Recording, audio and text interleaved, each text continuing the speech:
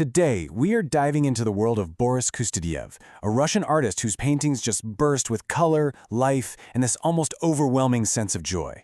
But the story behind the guy who painted all this? Wow, it's one of the most incredible stories of artistic resilience you will ever come across. Okay, so let's start with the world he's famous for creating. I mean, look at this. A friend of his, an art critic named Alexander Benoit, just nailed it when he said, "The real Kustodiev is a Russian fair."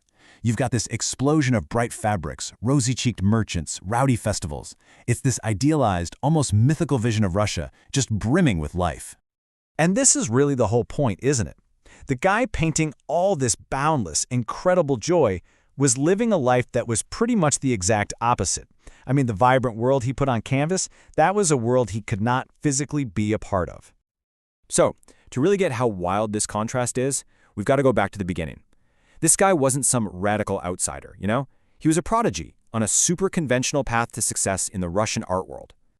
So he's born in Astrakhan, and it was clear from the get-go that he had this massive talent. In 1896, he gets into the super prestigious Imperial Academy of Arts, and it doesn't take long for him to catch the eye of the absolute giant of Russian art, Ilya Repin. He ends up in Repin's master workshop and graduates with a gold medal. By all accounts, he was the next big thing. And you know what he first got famous for? Portraits. He was an absolutely brilliant portraitist. I mean, Repin himself, the master, tapped Kustodiev to help him on a huge state commission. And while he was still just a student, he was out there winning international gold medals in places like Munich and Venice for his portraits. He had totally mastered that academic, realistic style. But here's the thing. After reaching the absolute top of the academic art world, Kustodiev does something totally unexpected. He just turns his back on it. He starts looking for something new, a new vision that was completely 100% his own. And you can really see that shift here, right? It's so deliberate, so dramatic. He moves away from Repin's realistic, kind of showy brushwork and those muted colors, and instead he just embraces this flat, decorative style inspired by folk art. He's trading in formal portraits for these lively, everyday scenes, and his color palette, it just explodes with joy. He was building a whole new world.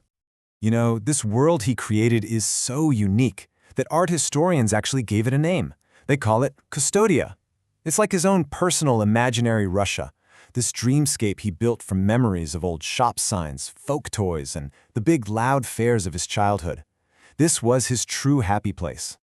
And for a while there, his life really was just as perfect as his paintings. He married his muse, Yulia, and they had two kids, Kirill and Irina. They built this amazing country home they nicknamed the Terem, which is kind of like a fairy tale tower, and they spent these perfect, happy summers there. You can just feel the warmth and the light from that time radiating off his canvases. But yeah, this perfect world, this period of personal and artistic happiness, it wasn't going to last. Something was coming that would change literally everything for him. And this is where the story takes a turn, a huge one. This is where the life the artist was living and the life he was painting just split apart in the most dramatic way you can imagine. So it all starts back in 1911 with these terrible pains. For years, he's getting misdiagnosed, getting treatments that do nothing. Then finally, they find it, a tumor on his spinal cord. The first surgery helps, but only for a little while. By 1916, he's facing a choice between life and death. The operation saves his life, but the cost? It was just awful. He was left paralyzed from the waist down. I mean, just let that sink in for a second. The painter of these sprawling country fairs, these wild sleigh rides through the snow, he couldn't walk anymore. His entire physical world just shrank to the four walls of his room and the view from his window. And this, right here, is where the story goes from tragic to absolutely extraordinary, because it's from that chair, from that room, from all that pain, that his art just explodes. It becomes more alive, more joyful, and more full of color than ever before.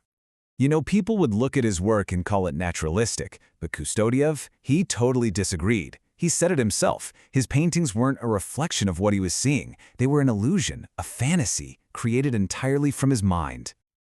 So, how on earth did he do it? Well, he closed his eyes and he traveled. In his memory, in his imagination. All those sunny riverbanks, those snowy villages, the big loud crowds, he painted every last bit of it from his wheelchair, completely from things stored in his mind. His famous merchants' wives, They were idealized symbols of health and abundance, not real people posing for him. His family would even pitch in. There's this great story about his son whipping up soap suds in a bowl just so his dad could get the look of steam exactly right. Incredible. So just think about what that means for a second. Some of the most famous, most iconic images in all of Russian art, the Merchant's Wife at Tea, the pure explosive joy of his Maslenitsa Festival paintings, even the huge Monument of Bolshevik, every single one of these masterpieces was painted by a man who couldn't walk. And that's the unbelievable paradox of his life, isn't it? The more his physical world shrank, the more boundless his artistic world became. Art was his escape. It was his freedom. It was the one world he could still move around in, a world he could fill with as much joy as he wanted. So you see, Kustodiev's story isn't really a tragedy in the end. It's an incredible story of triumph, of the human spirit, and you can still feel that power in his work today. He died when he was just 49 years old, painfully young. Which is even more mind-blowing when you realize that his entire, massive career, paintings, drawings, book illustrations, set designs for 40 theater productions, all of it happened in just 20 years. And for more than half of that time, for 11 years, he created his most iconic work from a wheelchair. His good friend, another artist named Mstislav Dobuzinski, said something beautiful about his work. He said that when you look at a Kustodiev painting, you can always carry away a reserve of cheerfulness and faith in life. I love that. Even though he was suffering, what he gave to the world was this endless reserve of optimism. So really, it all comes down to this question, doesn't it?